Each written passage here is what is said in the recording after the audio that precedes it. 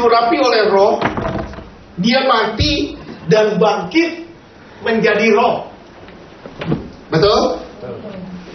Kemudian kita sekarang unsurnya kita dilahirkan dari roh, dibaptis di dalam roh. Kita dilahirkan dalam roh, dibaptis di dalam roh, dan hidup menurut roh, dipimpin oleh roh, berjalan dalam roh, sampai kita menghasilkan buah roh. Kita telah dipilih, dilahirkan oleh Tuhan dalam roh. Kita masuk dalam baptisan roh. Kita hidup menurut roh. Kita dipimpin oleh roh, berjalan di dalam roh, dan sampai ujungnya kita menghasilkan buah roh. Ketika buah roh ini penuh di dalam kita murni menjadi manusia yang sempurna. Dan di sini pengorbanan Yesus tidak disia-siakan. Benar-benar kita memaksimalkan semua anugerah yang Tuhan berikan buat kita, supaya kita benar-benar menyatu dengan Dia, dan benar-benar kita taat di dalam Dia, sampai kita sempurna menyatu dengan Dia.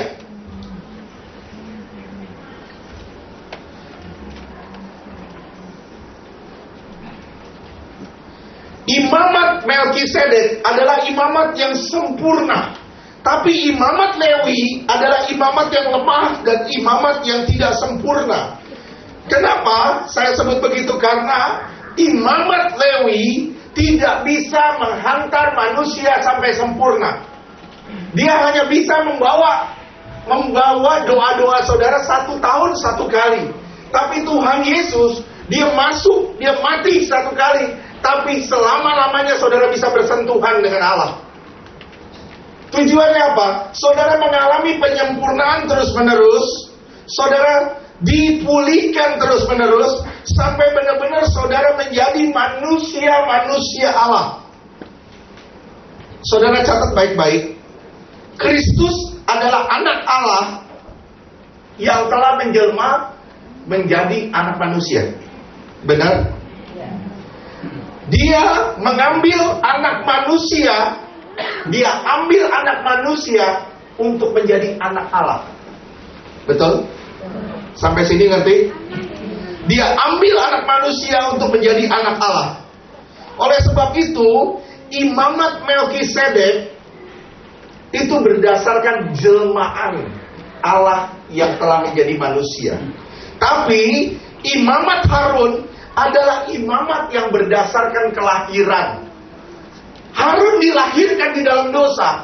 Orang yang berdosa tidak bisa menghantar orang yang berdosa lainnya kepada Allah. Kenapa? Karena dia sendiri lemah.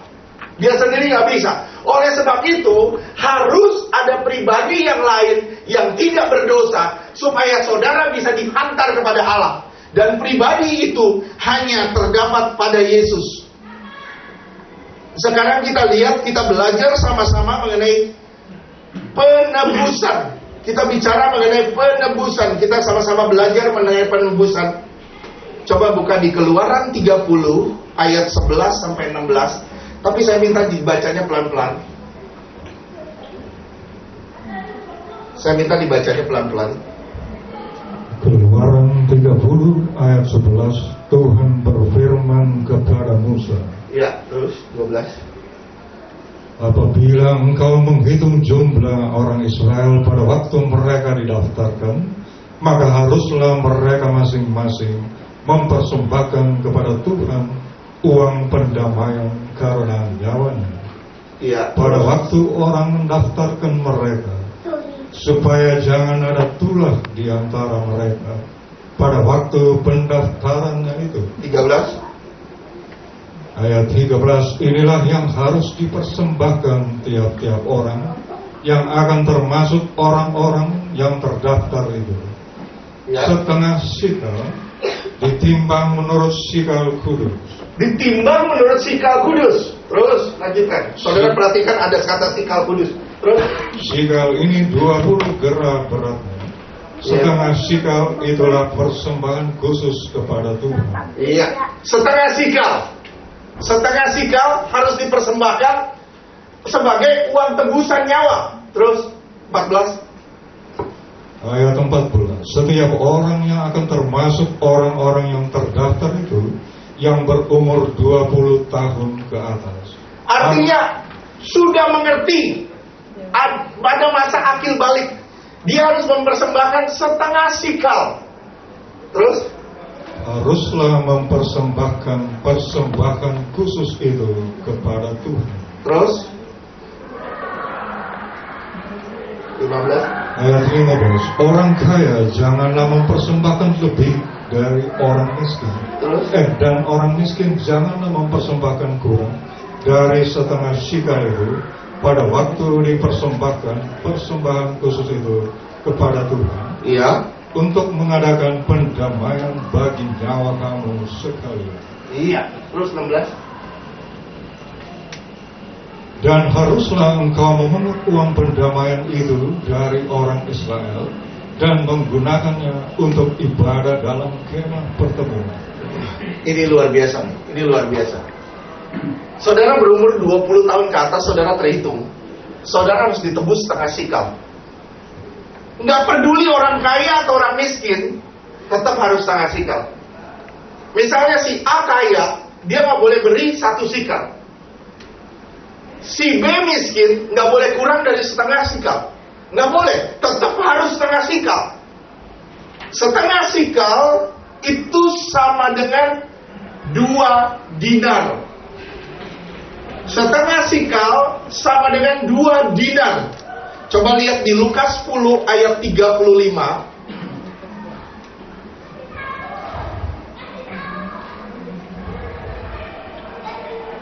Lukas 10 ayat 35. Keesokan harinya ia menyerahkan 2 dinar kepada pemilik penginapan itu.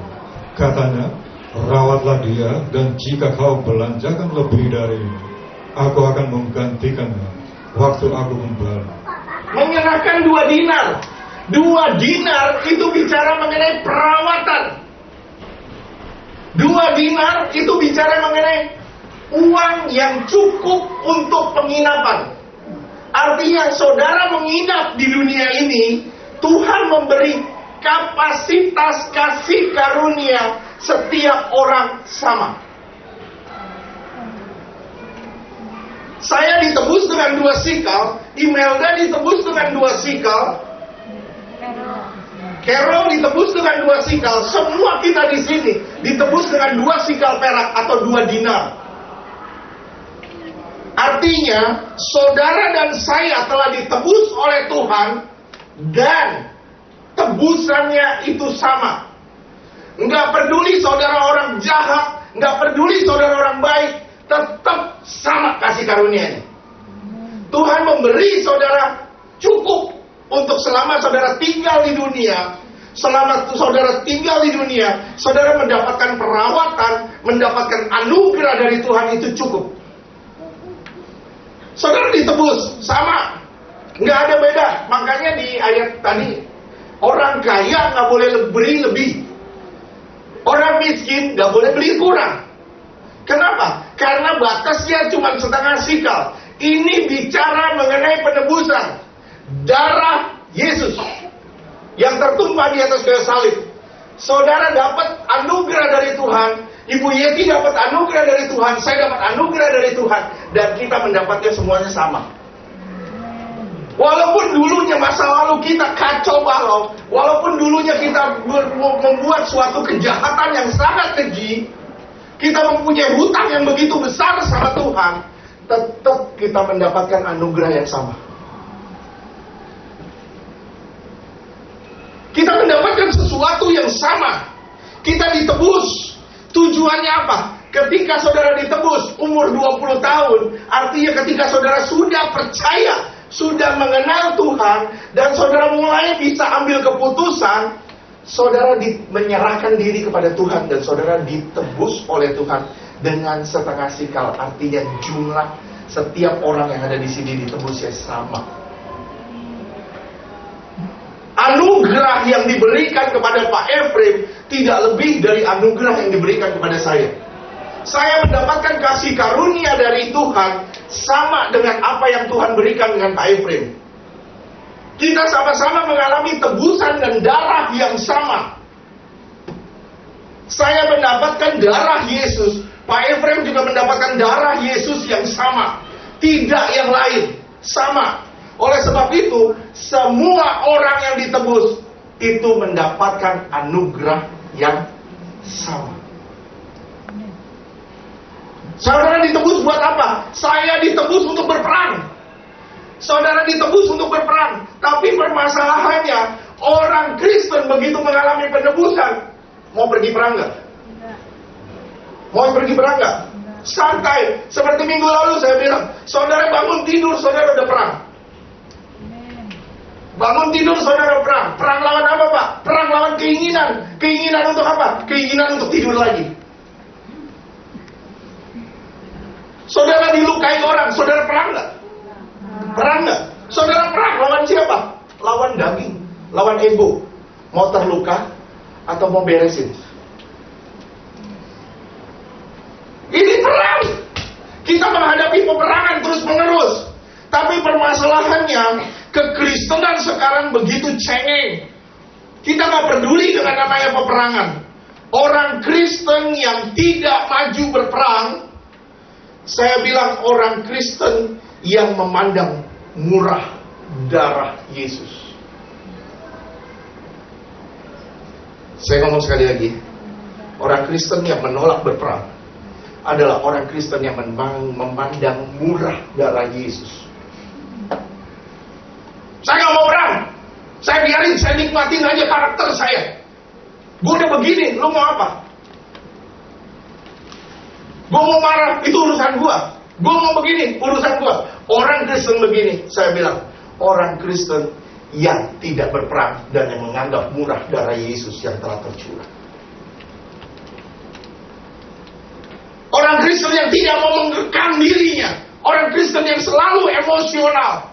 Orang Kristen yang dipenuhi dengan harga diri. Orang Kristen yang susah untuk ditegur. Orang Kristen yang maunya senang sendiri, tidak mau peduli dengan kehendak Allah. Orang-orang Kristen seperti ini, saya bilang orang Kristen yang tidak mau berperang. Saudara sudah tahu kebenaran, saudara sudah tahu itu salah. Kenapa saudara buat juga? Kenapa? Habis enak, Pak.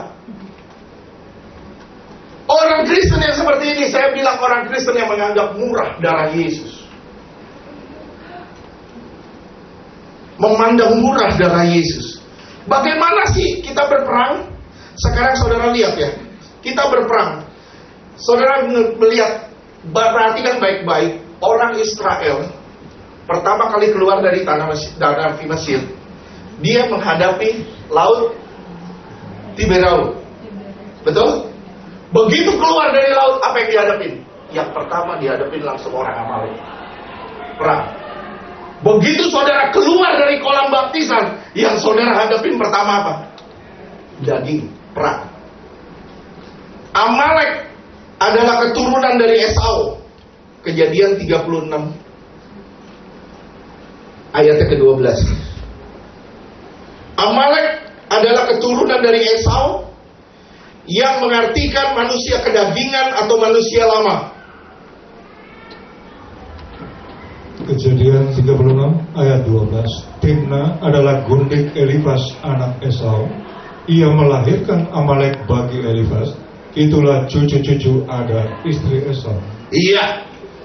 Esau melambangkan manusia kedagingan atau manusia lama. Amalek adalah musuh pertama orang Israel menuju tanah perjanjian. Ulangan 25 ayat 17 dan 18.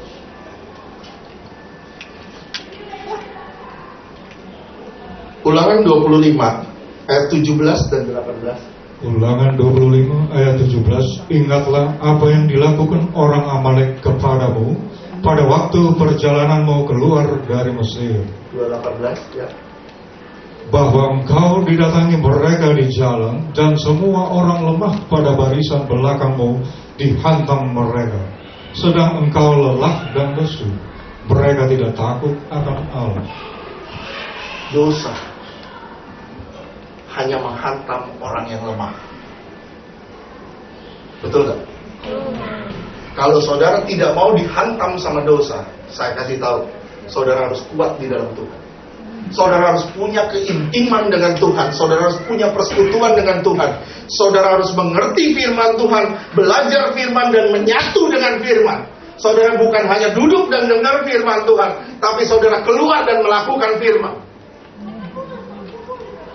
Orang Amalek itu adalah menambahkan manusia daging atau manusia lama. 1 Samuel 15 ayatnya kedua.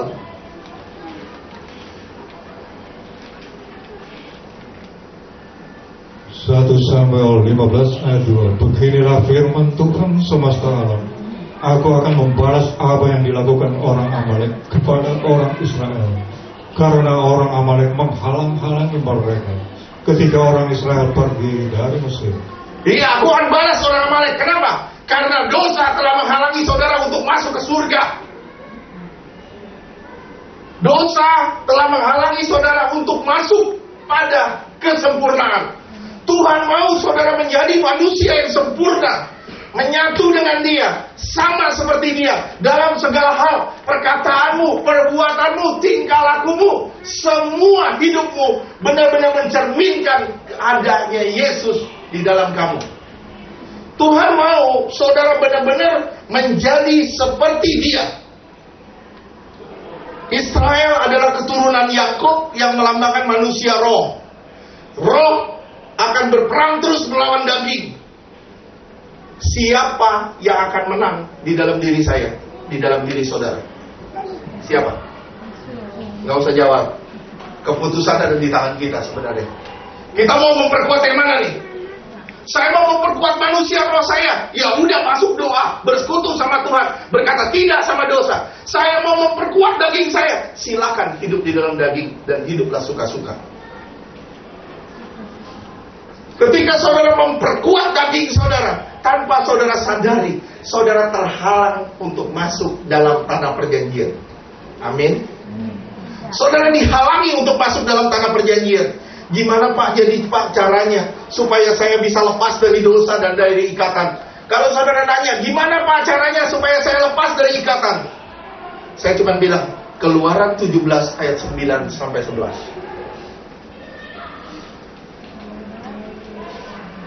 Saudara gak punya kekuatan untuk melawan dosa. Saudara cuma punya kemauan dan pengetahuan akan dosa.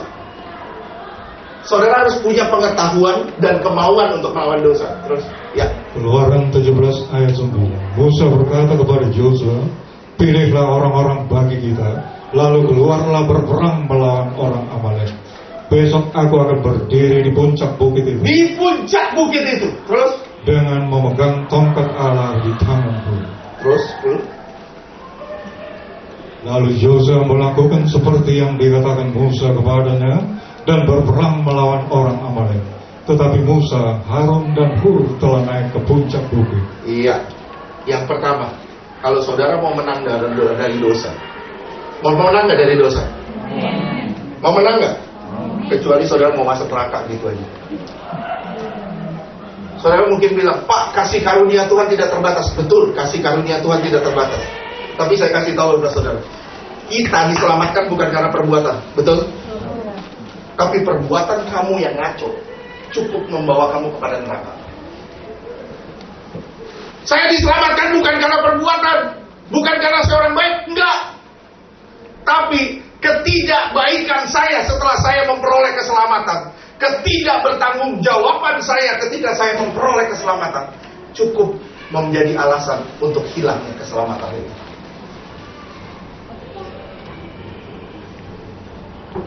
Tapi Pak, kita udah diselamatkan. Saudara sudah diselamatkan, betul. Secara de jure saudara sudah diselamatkan. Tapi secara de facto saudara harus kejar keselamatan itu. Saudara gak kejar keselamatan itu, saudara akan kehilangan keselamatan itu. Saudara nyantai, saudara akan kehilangan keselamatan itu. Jadi gimana Pak caranya? Yang pertama, saudara harus naik ke puncak bukit. Artinya saudara harus masuk di dalam pujian penyembahan. Saudara harus masuk di dalam pergaulan dengan Allah. dan keintiman dengan Allah. Tanpa saudara punya keintiman dengan Allah, tanpa saudara punya persatuan dengan Allah, saudara tidak pernah akan menang lawan dosa. Amin. Kita di sini banyak yang terikat. Ada ikatan-ikatan, ada dosa-dosa yang masih mengikat kita. Saudara kalau mau benar-benar lepas, saya cuma kasih tahu, masuk di dalam doa terus-menerus. Bangun keintiman dengan Tuhan. Hanya Dia yang bisa melepaskan saudara dari dosa. Saudara baca firman, belajar firman, saudara menyembah Tuhan, saudara masuk di dalam doa terus-menerus, saudara akan lepas dari dosa. Saya yakin. Kalau saudara bilang, saya tidak mau berdosa mulai hari ini, saya mau nolak dosa hari ini, saya bilang, berapa lama kamu akan kuat? Saya bilang, paling top saudara akan kuat cuma 4 bulan bilang enggak sama dosa. Paling top. Tapi kalau saudara ngerti firman Tuhan, belajar firman, menyatu dengan firman, selama-lamanya kau akan lepas dari dosa. Bahkan saya bilang kau akan benci sama dosa. Amin. Yang kedua, yang pertama saudara harus naik ke puncak bukit. Yang kedua, terus lanjutkan ayat 11. Dan terjadilah apabila Musa mengangkat tangannya, lebih kuatlah Israel. Tetapi apabila ia menurunkan tangannya, lebih kuatlah Amalek. Iya. Saudara ngerti apa artinya? Semua peperangan di dalam Alkitab gak ada yang seperti ini. Cuman perang lawan orang Amalek, lawan manusia lama, harus angkat tangan. Artinya apa? Cuman melawan dosa, saudara cuman bisa, Tuhan tolong saya gak mampu. Ketika saudara bilang Tuhan tolong saya, ketika saudara kuat di dalam Tuhan, kuat di dalam Tuhan, intim di dalam Tuhan, saudara terus minta kepada Tuhan pertolongan, saudara pasti lepas dari dosa. Pasti. Tapi ketika saudara mulai turun tangan, saudara mulai suam lagi sama Tuhan, saudara mulai menjauh dari Tuhan, dosa hidup lagi, bertumbuh lagi, bahkan sampai berbuah lagi. Siapa yang lemah, pasti dia kalah. Siapa yang lemah, tidak pernah akan bisa masuk ke dalam tanah perjanjian. Tuhan mau benar-benar saudara kuat di dalam Tuhan, menyatu dengan Tuhan, sampai saudara seperti Tuhan. Yeremia 17 ayat 5 sampai dengan 8. Yeremia 17 ayat 5. Beginilah firman Tuhan. Terkutuklah orang yang mengandalkan manusia, yang mengandalkan kekuatannya sendiri, dan yang hatinya menjauh daripada Tuhan. Iya, terus? Ia akan seperti semak bulus di padang belantara. Ia tidak akan mengalami datangnya keadaan baik. Ia akan tinggal di tanah angus, di padang gurun, di negeri padang asing yang tidak berpenduduk. Iya, terus? Diberkatilah orang yang mengandalkan Tuhan, yang menaruh harapannya pada Tuhan.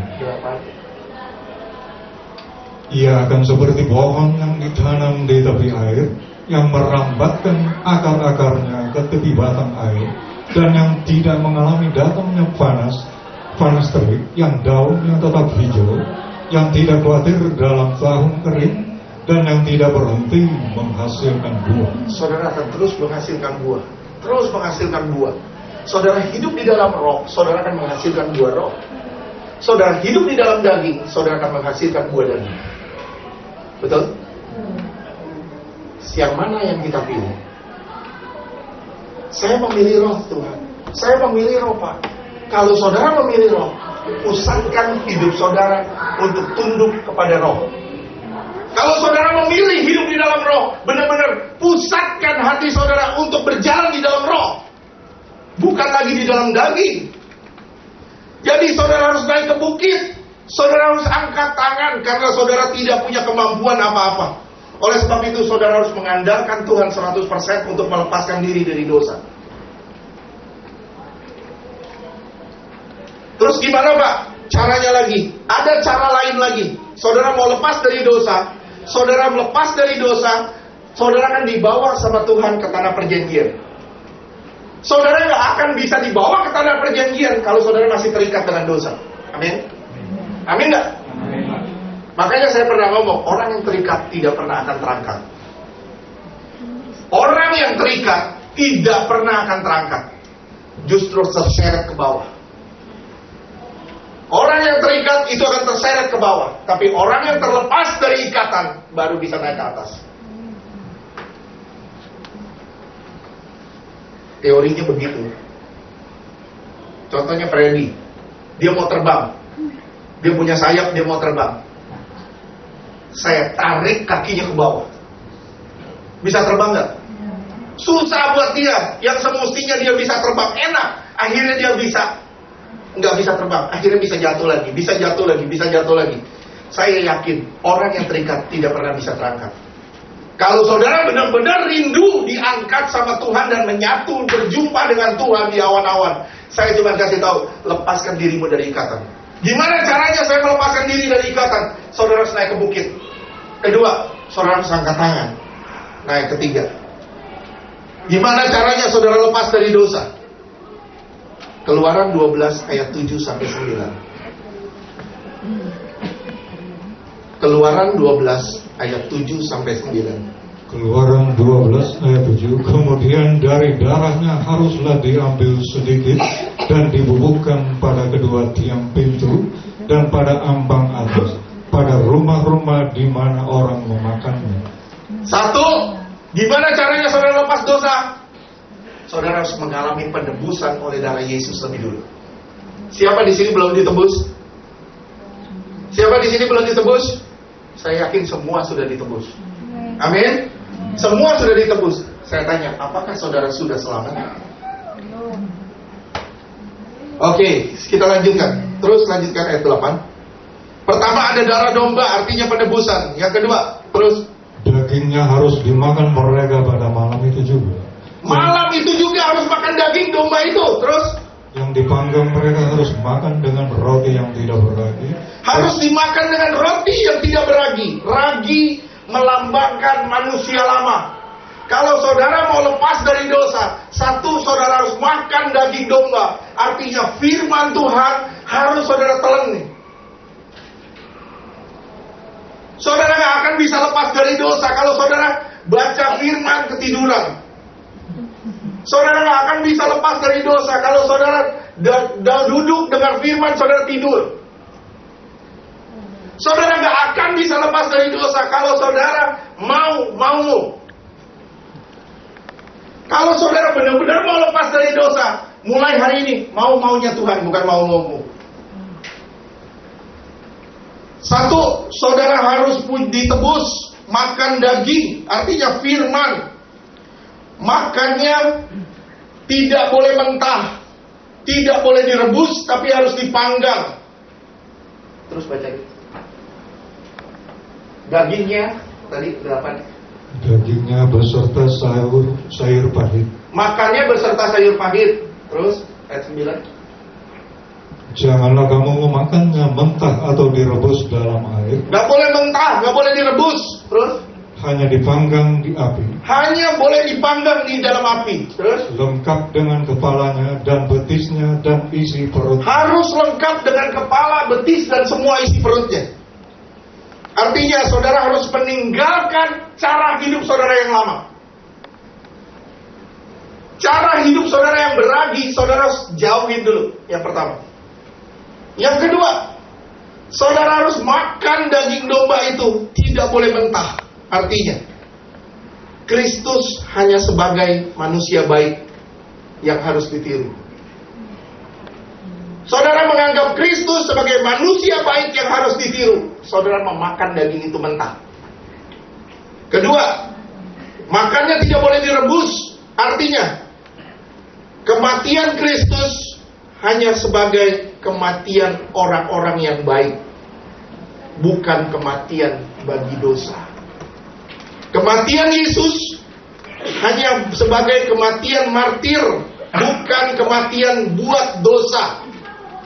Tapi kita makannya harus dipanggang. Artinya saudara menghargai korban kematiannya. Dia telah menderita bagi saudara dan saya. Dia telah menderita bagi saudara dan saya. Saudara harus mengatakan kalau Tuhan telah mati buat saya, Tuhan telah mati buat dosa saya, berarti saya tidak boleh hidup lagi di dalam dosa itu. Makanya harus dengan sayur pahit. Harus dengan sayur pahit. Artinya apa? Saudara gak akan lepas dari dosa kalau saudara menikmati dosa. Jadi gimana Pak cara saya lepas dari dosa? Saudara harus benci dulu sama dosa itu. Betul kan? Saudara gak bisa lepas dari dosa kalau saudara gak benci sama dosanya.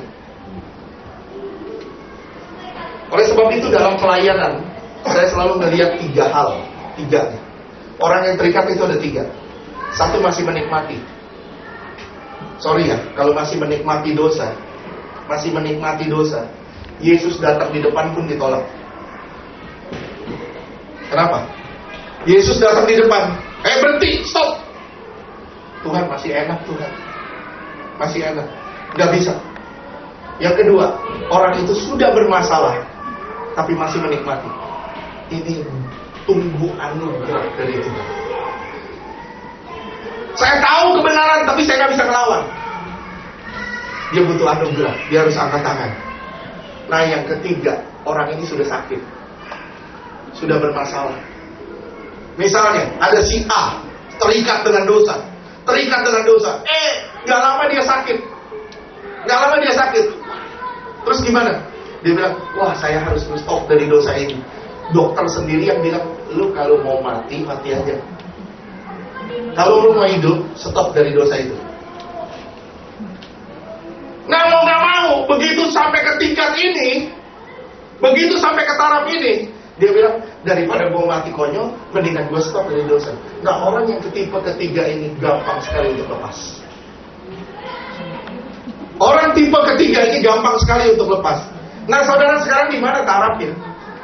Taraf 1, taraf 2, taraf 3. Saudara saya yakin nggak taraf 3. Tapi jangan sampai masuk ke taraf 3. Kalau saudara masuk ke taraf 3, berarti saudara sudah bermasalah benar. Saudara sudah bermasalah, aduh udah pusing, aduh sakit, aduh begini, napas susah, hidup susah, gimana, udah gak ada uang, udah begini, susah semuanya. Orang yang begini gampang sekali untuk lepas. Tuhan jahat? Enggak, Tuhan gak jahat. Tuhan mengasihimu supaya engkau lepas.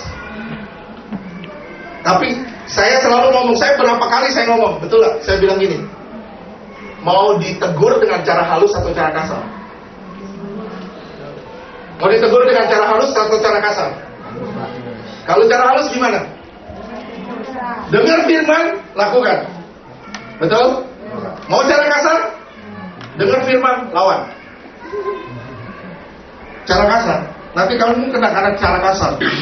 Nah oleh sebab itu, saudara harus makannya dengan sayur pahit.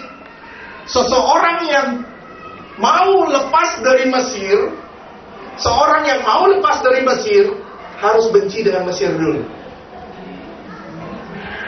Ngerti gak sih? Saudara mau lepas dari Mesir, saudara benci Mesir. Kalau saudara gak benci Mesir, saudara tetap ada di Mesir, dan saudara tidak pernah jalan untuk masuk ke dalam tanah perjanjian. Amin. Saudara makannya harus dipanggang, makannya harus dengan sayur pahit, makannya harus semuanya dari kepala. Kepala itu hikmat. Kaki artinya aktivitas atau pergerakan Yesus. Isi perut artinya kedalaman Kristus. Artinya saudara harus memakan semua pikirannya, perasaannya, semua hidup Yesus harus menyatu dengan saudara. Baru saudara bisa lepas dari dosa. Saudara gak akan bisa lepas dari dosa kalau saudara menyatunya setengah-setengah sama Yesus. Kalau saudara menyatu full sama Yesus, nyatu sama Tuhan, ngeblend sama Tuhan, saya yakin saudara hari ini pun saudara bisa lepas dari dosa. It's so simple kata Tuhan. Iya sebenarnya simple. Yang bikin rumit itu setan. Kuasa gelap bikin kita bingung, bikin kita begini. Oh begini. Oh susah banget. Wah susah banget ngelawan. Enggak ada yang susah. Bersama Tuhan kita cakap menanggung segala perkara. Amin. Tapi permasalahannya, kita melawan daging kita sendiri, itu yang akhirnya kita sering kali kalah. Coba aja. Banyak orang kalahnya di mana? Iblis itu tahu kelemahan kita loh. Tahu banget siapa kita, tahu banget kekurangan kita. Wah, email nih gampang. Colek sedikit, disakitin sedikit. Wah, pasti ngamuk. Gue masuk ke dalam dia. Iblis bilang, gampang email, tahu kelemahannya. Dipakai siapa? Dia pakai orang kiri kanan. Dicolek. Iblis masuk. Tahu kan kelemahannya? Tahu kan kelemahannya? Nah, permasalahannya, email tahu nggak kelemahan iblis? Email harus tahu kelemahan iblis. Kalau email tahu kelemahan iblis, begitu email dipancing, email bilang, sorry ya, saya nggak mau marah. Saya tetap mengasihi dia. Saya tetap mau berdamai dengan dia. Saya nggak mau kepancing dengan apapun. Saya nggak mau kepancing dengan apapun. Orang mau ngomong apa, peduli. Nggak peduli. Yang penting urusan saya sama Tuhan beres. Yang kita beresin apa sekarang? Nama baik kita loh. Yang selalu kita beresin yang nomor satu itu nama baik kita. Kita tidak mau dipersalahkan. Kita tidak mau dilukai. Kita tidak mau difitnah. Kita menjaga harga diri kita. Kita menjaga siapa kita. Kita nggak pernah menjaga siapa Tuhan yang telah menebus hidup kita. Kalau saudara benar-benar tahu ini, saudara akan bilang, hidupku bukan milikku lagi, tetapi milik Kristus yang hidup di dalam aku. Kalau saudara bilang, hidupku sudah milik Kristus, berarti saudara sudah nothing. Saudara udah nol. Kristus yang udah 100% hidup di dalam saudara. Begitu Kristus sudah 100% hidup di dalam saudara, saudara akan melangkah di dalam kemuliaannya, dan saudara akan dibawa menuju kemuliaannya. Ayat 9, betisnya dipanggang. Terus ayat 10. Janganlah kamu tinggalkan. Jangan tinggalin apa-apa ya. Jangan disisain. Artinya apa? You mau makan firman nih, makan semua, jangan disisain. Saya kaget loh, ada bunyi firman begini. Kalau tidak salah bunyinya begini. Sorry ya Pak Efrem, bukan Pak Efrem ini. Dia bilang gini, Efrem itu seperti roti bundar yang tidak dibalik. Efrem seperti roti bundar yang tidak dibalik, bukan Efrem ini. Saudara ngerti gak artinya apa? Roti bundar yang tidak dibalik. Kita cuma ngelihat satu sisinya Tuhan. Oh Tuhan baik, oh Tuhan baik. Kita nggak ngelihat sisi lain. Oh Tuhan tegas. Kita cuma memandang Tuhan dengan sudut pandang kita. Kita nggak mengerti Tuhan secara utuh. Ini penyakit di dalam gereja.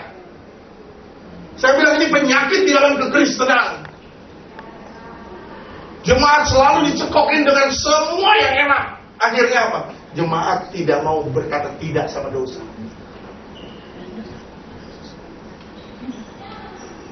Tadi pagi baru saya baca. Ada firman bunyi gitu. Hei Efrem, kamu seperti roti bundar yang tidak dibalik. Roti bundar harus dibalik. Kalau saya goreng pancake, saya nggak balik. Ini makan sebelah, gosong. Ini seperti itu. Akhirnya apa? Kita cuma memandang Tuhan dari satu sisi. Kita nggak pernah memandang Tuhan dengan sisinya Tuhan. Dengan sudut pandang Tuhan, dengan cara Tuhan melihat kita. Ini kelemahannya. Sampai sini ngerti? Kita telah ditebus untuk berperang. Amin. Berperang lawan apa? Berperang lawan daging, lawan dosa. Ditebusnya gimana? Setengah sikal. Lu mau orang kaya, lu mau orang miskin, pokoknya setengah sikal. Artinya kamu mengalami penebusan yang sama. Nah sekarang lihat, berbeda dengan Imamat 27. Itu berbeda drastis. Coba lihat Imamat 27. Kalau saudara nanya, Pak, kapan masuk ke pakaian imam? Saya bilang, minggu depan kita udah masuk pakaian imam. Hari ini kita belajar mengenai penebusan. Kita hari ini belajar mengenai penebusan. Imamat 27, mulai dari ayat 1 sampai 8. Tolong dibacanya pelan-pelan. Imamat 27 ayat 1, Tuhan berfirman kepada Musa. Iya, terus 2. Berbicaralah kepada orang Israel dan katakan kepada mereka, apabila seorang mengucapkan nazar khusus kepada Tuhan mengenai orang menurut penilaian yang berlaku untuk itu, Terus, maka tentang nilai bagi orang laki-laki dari yang berumur 20 tahun sampai yang berumur 60 tahun, nilai itu harus 50 sikal perak. oke. Dari 20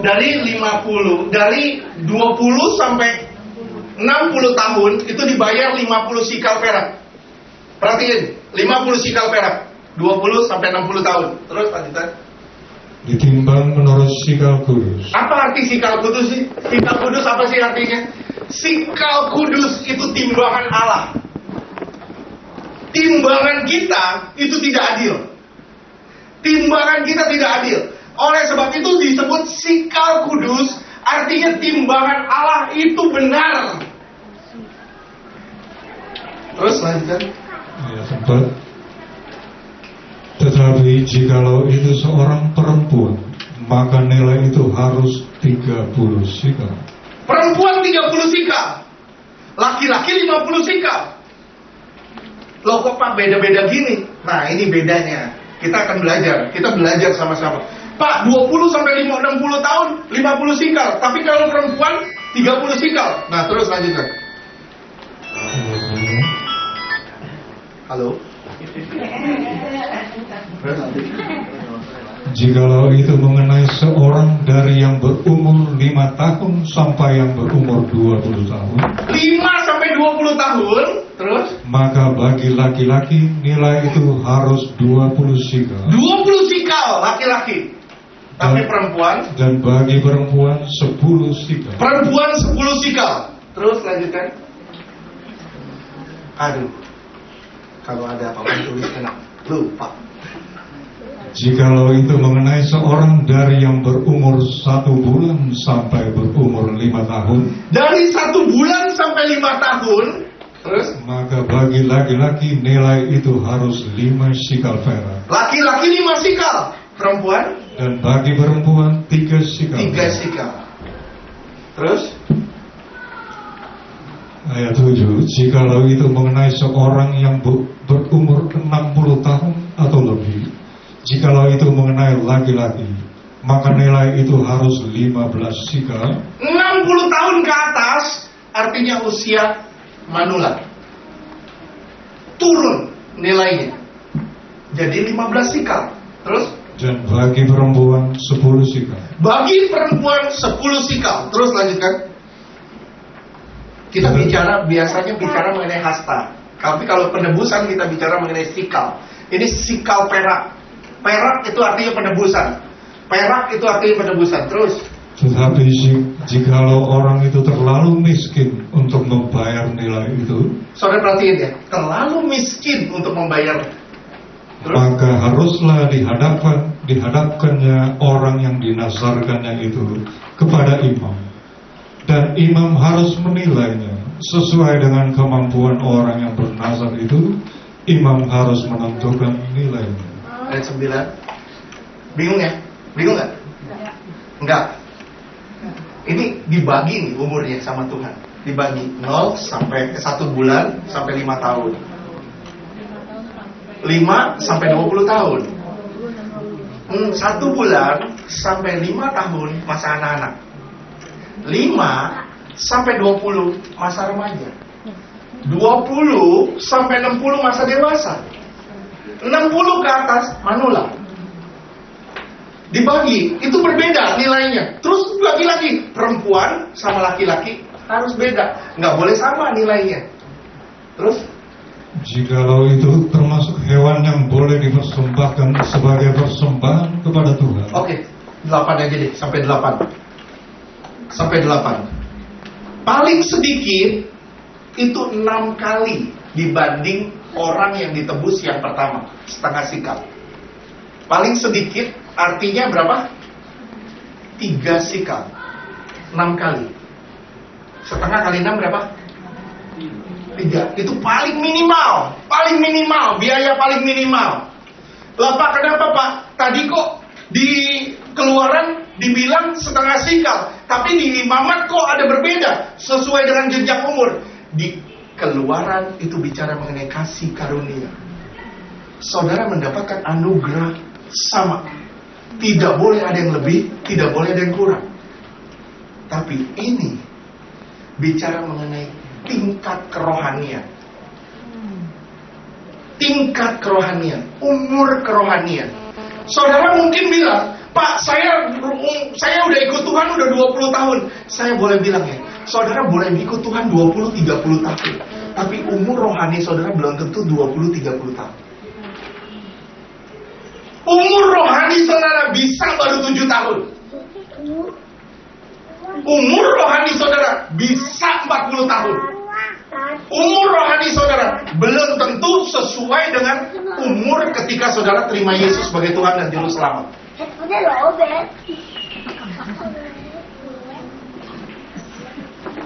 Belum tentu sama. Oleh sebab itu, paling sedikit itu 6 kali dari setengah sikal, artinya 3 sikal. Laki-laki 5 sikal, perempuan 3 sikal. Itu paling sedikit. Saudara bisa lihat lagi di Imamat 27 ayat 6. Puncaknya itu 50 sikal. Antara 20 sampai 60 tahun. Puncaknya itu 100 kali jadinya. 100 kali dengan penebusan pertama setengah sikal. 100 kalinya berapa? 50 sikal. Kasih karunia sama setiap orang percaya. Tetapi untuk menjadi orang yang khusus bagi Allah, orang yang khusus bagi Allah, saudara harus menyerahkan hidup saudara. Seberapa besarnya saudara bisa menyerahkan buat Allah? Seberapa besar saudara bisa menyerahkan hidup saudara buat Allah? Saudara bisa menyerahkan hidup saudara setengah. Ya sudah, tingkat kerohanian kamu cuma segitu. Saya cuma bilang sama saudara, yang akan terangkat siapa? Yang akan terangkat siapa? Yang dewasa. Umurnya berapa? 20 sampai 60 tahun. Siapa yang bisa menjadi imam? Umur dewasa. Bukan anak-anak. Di 1 bulan sampai 5 tahun gak bisa jadi imam. 60 tahun ke atas gak bisa jadi imam. Bukan berarti yang umurnya 80 atau 70 tahun gak bisa jadi imam. Saya bukan bicara mengenai umur jasmani, saya bicara mengenai umur rohani. Mungkin saudara umurnya 30 tahun. Mungkin umur saudara 30 tahun. Tapi umur rohani saudara bisa 40-50 tahun. Kenapa? Karena saudara telah menyerahkan segala-galanya buat Tuhan. Sampai sini udah kebayang belum? Udah kebayang belum? Udah mulai ngerti belum? Nah ini kitab Keluaran itu bicara mengenai kasih karunia yang sama semua orang. Tapi kitab Imamat itu bicara mengenai totalitas persembahan hidup kita kepada Tuhan. Totalitas persembahan hidup saudara dan saya kepada Tuhan. Allah melihat berapa nilai rohani kita. Untuk beroleh selamat, saudara cukup menyerahkan setengah sikal. Saudara menyerahkan diri saudara kepada Tuhan. Tapi untuk bertumbuh di dalam Tuhan, saudara harus total buat Tuhan. Ngerti gak sih? Untuk selamat, saudara udahlah dibaptis, terima Yesus sebagai Tuhan dan Juru Selamat. Amin. Tapi untuk maju, untuk bertumbuh, menjadi sempurna, saudara butuh totalitas. Totalitas artinya apa? Semua hidup saya ini punya Tuhan, bukan punya saya lagi. Paulus bilang apa? Aku semakin berkurang, Yesus yang semakin bertambah.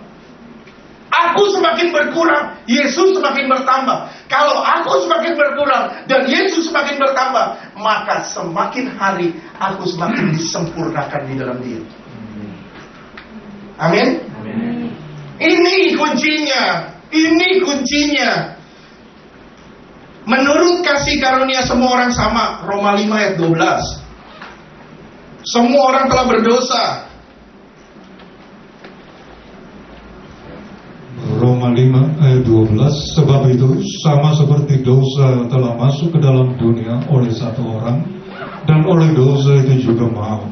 Demikianlah maut itu telah menjalar kepada semua orang, karena semua orang telah berbuat dosa. Sama, kasih karunia saudara bisa terima sama. Tapi untuk menjadi perabot-perabot yang mulia, saudara harus menyerahkan hidup saudara total buat Tuhan. 2 Timotius 2 ayat 20 sampai 21.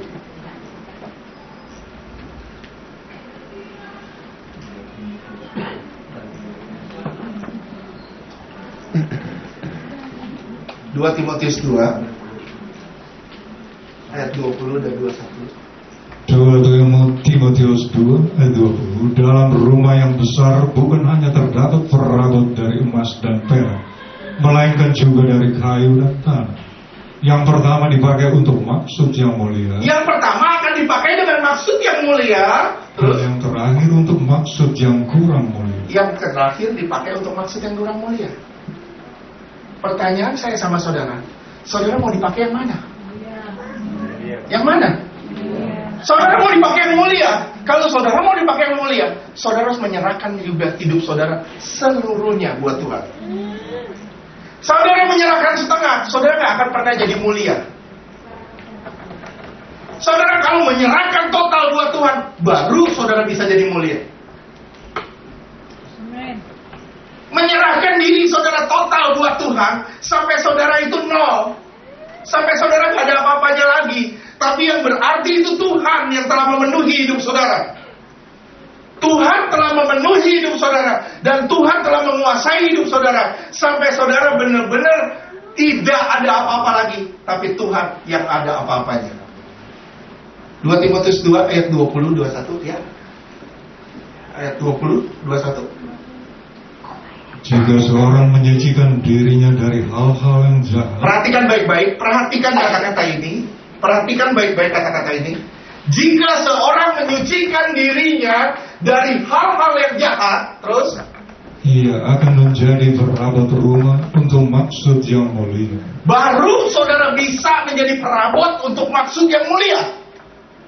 Ia dikuduskan, dipandang layak untuk dipakai tuannya, dan disediakan untuk setiap pekerjaan yang mulia. Saudara kan dipakai untuk berbagai pekerjaan yang mulia. Tapi syaratnya apa? Saudara harus menyucikan diri saudara supaya menjadi perabot-perabot yang mulia. Saudara harus menjauhi diri saudara dari segala sesuatu yang jahat di hadapan Tuhan. Sampai sini ngerti?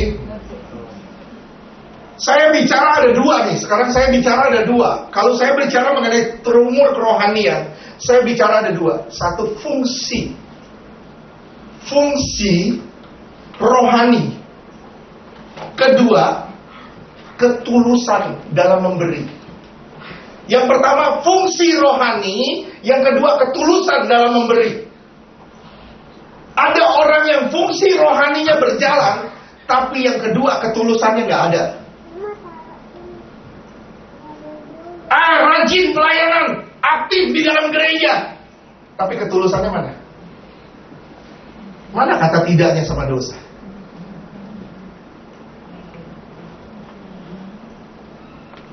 Saya kasih tahu ya, pelayanan tidak akan membawa saudara ke surga. Tidak akan. Yang membawa saudara ke surga itu Yesus.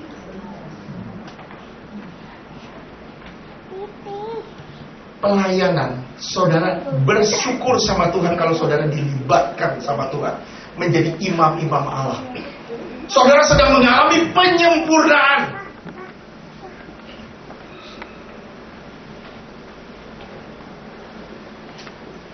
Banyak orang yang fungsi rohaninya jalan, tapi ketulusannya nol. Banyak yang kayak gitu. Begitu aktif di gereja, rajin. Acara apapun ikut. Tulus, enggak, nol. Kenapa? Mana penyerahan diri totalnya sama Allah? Nggak ada. Mana kata tidaknya sama dosa? Nggak ada. Yang Tuhan mau apa? Yang Tuhan mau ketulusan dan fungsi rohani juga jalan. Saya berapa kali saya ngomong, orang yang melayani belum tentu cinta Tuhan. Betul? Orang yang melayani belum tentu cinta Tuhan. Tapi kalau saudara cinta Tuhan, sudah pasti saudara melayani Tuhan. Sudah pasti saudara melayani Tuhan. Kalau saudara cinta Tuhan. Tapi orang yang melayani belum tentu cinta Tuhan, belum tentu tulus. Tapi kalau saudara benar-benar cinta sama Tuhan, saudara bilang, hidup mati gua buat Tuhan. Apapun saudara akan lakukan, walaupun saudara harus nginjilin di got-got.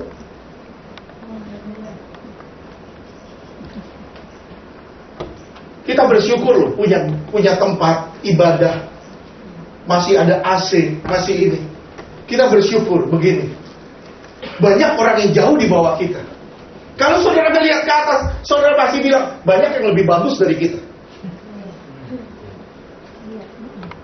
Tapi kita bersyukur, kenapa? Karena inilah yang Tuhan berikan buat kita.